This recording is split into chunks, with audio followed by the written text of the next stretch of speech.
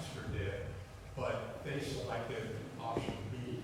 Lancaster has option A. A, correct. So what is the distinction between option A and option B? It's a strong mayor, elected council with a business administrator. That is the key that's built into the structure. Required to have a business administrator, right? And there's 2 municipalities in the state with that form of government, which is one of the reasons why it's the only city with that form of government. Okay. Because my impression, you can chime in, please. My impression was Mayor Kuzak rules with an iron fist. He likes his job. He was also convinced that he's the only one who could do it. Good. That form of government works for him, was I think the way he put that.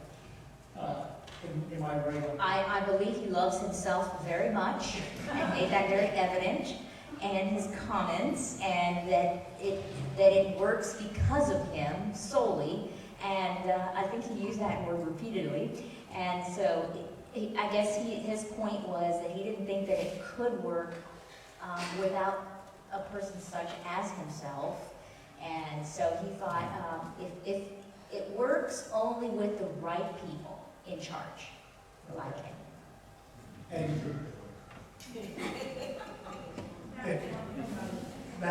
he was under the impression, his opinion was the option plan B works great because he is the mayor. So I'm still a little confused about what the difference is. Is it a weak or strong mayor? A very strong mayor. Strong mayor. Strong mayor. Very strong mayor. Very strong mayor. It's a very strong mayor, similar to the city, but more powers of the mayor, and it has a required Department of Administration. That means, in Lancaster, you can create a Department of Administration. You don't have to have one. That has to have a business administrator, and that controls the budget. It's specified in the plan. It's a budget control. The mayor signs contracts there. The mayor is very powerful there, and part of his power came from the council when they passed the administrative code. And I think he made the point that the one thing he would not have given himself power to sign contracts. He has power to enter into contracts without council's approval. That was given to him by the administrative code, and the council approved it. The council retained who's going to be on authority, so they get to appoint authority members. The mayor doesn't. But the mayor runs the town. I mean, everything has to go through the mayor. And as he said, he's very active as a mayor. He just won his 3rd term. Does that mean there's not very many checks and balances? Checks and balances. I think that he did. Didn't he talk a lot about the fact that he hasn't? I think one of my questions to him was that why he mentioned that they haven't even been audited in like 3 years or something like that. Yeah, they have a weakness in that government because it's the council has to get the audit done, just like it has to get done the audit here in Lancaster. The council doesn't budget a lot of money for the audit there. It's not a mayor's responsibility. So the audits, and part of it is to do with the Department of Administration and some other internal things. But the city was not budgeting enough money for audits. It's hard to get an auditor to do the city. That was a council responsibility. The mayor kept on thinking, to him it cost me some financial options, but really it's the council's responsibility. Under Hazelton's form of government, they did eliminate the elected treasurer and the elected controller. So as Mr. Cross indicated, the responsibility for the audit is vested with council, and there have been numerous issues associated with trying to get an audit. It has impacted their ability to go into the financial marketplace. However, they've been able to work around that with their financial situation. But that is a weakness that we've seen. They just recently came out of Act 47, so the Economy League has been working with them both during Act 47 and since that time. And the audit issue is something that we have continued to press them on. He did mention that he wasn't sure if that was gonna be sustainable, if they could continue to go forward and not be able to, go out and go to a bank and if they need a loan, and he did mention that that is a huge weakness of theirs. Correct. One of the questions I asked, and I thought it was interesting because it relates very much to our meeting last week with the former mayors.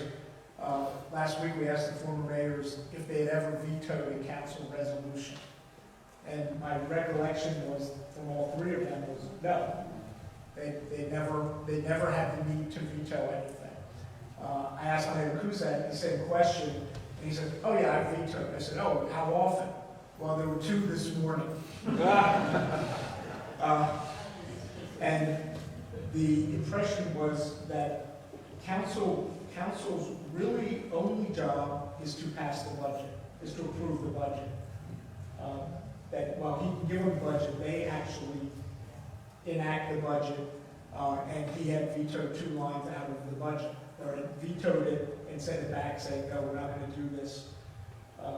And the part I just said got the chuckle because I did the same thing was, it was that morning. We were meeting at 2 in the afternoon, and they had vetoed 2 items at 9 o'clock that morning, which, after meeting with Mayor Stork and Gray and Morris, that's really unusual to veto anything. And you don't hear about vetoes are big news. When you hear from the federal government and the state government, the governor vetoes something, it's front page news. The mayor of Hazleton does it on a week-by-week basis. So it was an interesting interview. Again, as he pointed out, it works great if the right person's there. He felt it would be a disaster if the wrong person. He made it very clear that the people, the last 3 terms candidates who had run against him were all the wrong people. It would have been a disaster if any of them had won. He also was the winner. Right. Yeah. Now, I will also clarify in his defense, I had discussed with Mr. Cross after the interview, and he said he has a very different persona in his office than he does out on the street. That the people of Hazleton really like this guy. He is their friend. They like him. They respect him. And other mayors who meet with him want to know why he's so quiet and timid. And I couldn't picture timidity in the least bit. He was wearing a running suit. Everybody's in jackets and ties, and he's wearing a running suit. So it was a very interesting. He even made the point that he has a very strong constituency of Hispanics in his town, and made it a point to say that he is loved by his constituents. He's been reelected. He's won 3 elections, so I would assume He is a point that without the Hispanic Latin voters, he would not have won. yeah. Any questions for us on Hazleton? Ms. Cook did say she was going to give us a write-up that I'll make sure, and I asked each of us. Oh, she did? I haven't checked. And I didn't get it. So I'll make sure everybody else gets that. Yes. We don't want a structure that depends on getting just the right person for the job, right? Because that's very unlikely to happen.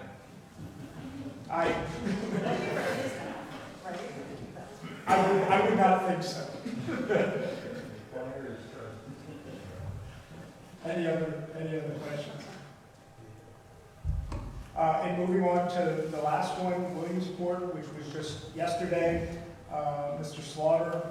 Now again, that was Mr. Dasher and again me. So, did you have comments you wanted to make? Yeah, I'll go into Williamsport. Actually, I'll put Williamsport into a little bit of context first. So they did not certify their home rule charter. They did approve a study. And I asked Mayor Slaughter from which direction it came from. Like, was it a resolution passed by council, or was it a citizen ballot, or did the citizens initiate the initiative? Interesting short sentence choice. But it was the citizens. And he added the context that his predecessor is actually undergoing investigation right now due to the handling of funds. So there has been some tumultuous events in the political scene of Williamsport, for sure. An interesting point to note is that he's a Democrat mayor in a city that has a 5-2 split, where it's 5 Republicans and 2 Democrats. So he's a minority leader mayor in a Republican city, essentially. He expressed things that we've heard before, like, the problems of Lancaster, Williamsport are not that different. Like, these are issues that you see pop up all over Pennsylvania in various forms. But he does feel comfortable with the powers that he currently has. I poked at him at some random questions, as I normally do, about various subjects. But overall, it just seemed like the reason Williamsport did not go for it. He gave Lancaster a lot of praise for the amount of work we're doing in trying to educate ourselves and reaching out to y'all. It seemed as though the Williamsport study, to use a term that we heard very early on in our process here, it seemed like the citizens were trying to exact a pound of flesh from somebody. And so that may be why their initiative failed, is that it was more about an animosity towards an individual or individuals rather than actually reforming and improving their government. But that's my speculation. And that's really all I have on Williamsport. Yeah, I can't disagree with that. He is the first Democrat to be elected mayor of Williamsport in 50 years or 60 years or something. I think he said 1980. Oh, okay, maybe, so. A long time. Yeah, I mean, you gotta remember, I look at, when people say 30 years ago, I think, oh yeah, 1972, not 1993, 94, So, but yes, in decades. Yes. Again, I get the impression he has just won re-election for his second term, so he is liked. He is appreciated. He seemed, now they, like I said, they are currently they have retained the third-class city option A, similar to what Lancaster has now. His comments about, so would you go to a home rule if you could do it again? And he wasn't absolute. He said, there are a lot of things I would like to do. The earned income tax is something that he would like to at least investigate. Right. But again, he is under what he is currently doing, and he's doing a good job. And he said he thinks there's a lot of good things that could be done in home rule. He doesn't have the option. Now he actually does, because I just looked it up. What I wrote down, their home rule was voted down in 2016. So his 5-year period is up. They could do it again. I'm not sure they have a reason, what they're reasoning to do it with. But I also agree that he did make it very clear that this was a group of citizens who were angry about the previous mayor. Which, does make some sense in light of now knowing that they're under investigation. However, I get the sense that he is not necessarily headed towards the home rule direction because he's essentially the guy that has to rebuild the citizens' faith in government. And so it might not be the best move, given the current situation, to talk about restructuring the government, because that may cause other speculations about why are you doing this, what just happened, and so on and so forth. But he's definitely a man who's out on the streets. Like he said, he got involved in politics because he was a basketball coach. The hoops in the city started coming down. So he ran for city council, and then 2 years later ran for mayor. He didn't give any explanation, I don't think, about the change from council to mayor, but he's definitely someone who's well liked by the public, and I think he's trying to use his position to reestablish faith in local government, is how I was interpreting it. Yeah, when Mr. Datcher asked specifically, would you try the home rule again, his response was, Not yet, we're still recovering from the hangover from the last time. And there was an animus to it,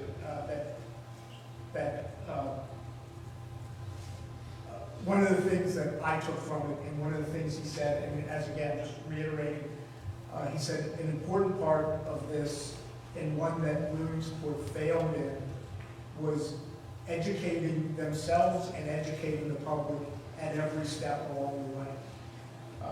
They went through the process and then threw it out there and said, now, do you have any questions? And, well, I did not know this 6 months ago, and we spoke to him yesterday morning. I'm very happy to say we have worked very hard to not do that thing.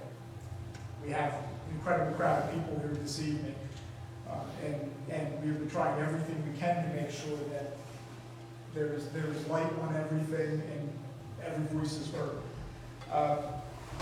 On that note of light, I just want to make you guys aware I did lose the stream for about 10-15 minutes, so it will be a two-part video. Not exactly sure what happened. I went back to my computer and we had first about an hour and a half, and I started streaming again as soon as I realized. I did ask him about the veto question. Yes, he has used his veto almost 4 years ago. He used it once. He said he vetoed the administrative code, and they then, being a 5-2 Republican Democrat majority, they then overrode his veto. But he said that the one thing that he was very pleased with, they have now approached him just in the last couple of months about rewriting the administrative code because what they passed was wrong, was not working. So he said, you got to feel good about knowing you did something, they said no, but you were writing off after all. It really is about what everything we discussed. I can't think of anything else. Were there any questions anybody had for us that digging my memory?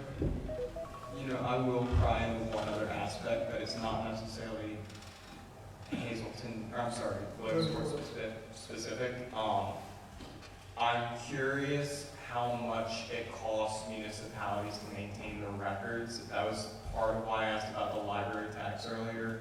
I understand that may lead into more of a policy-based conversation, but I did ask him about the cost of records.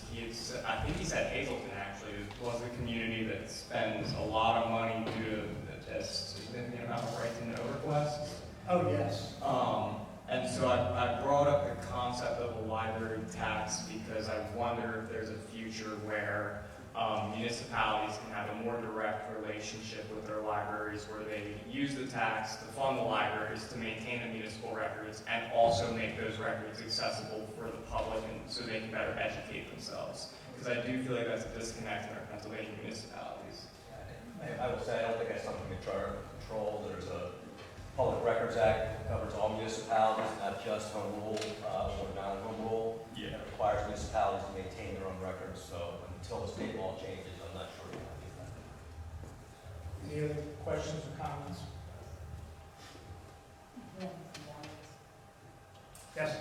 So it seems tonight the discussion is about structure. So I've got a question. In comparing, I guess you've compared 4 cities. You've got Reading, Hazelton, Lancaster. Lancaster, right. So we've got 4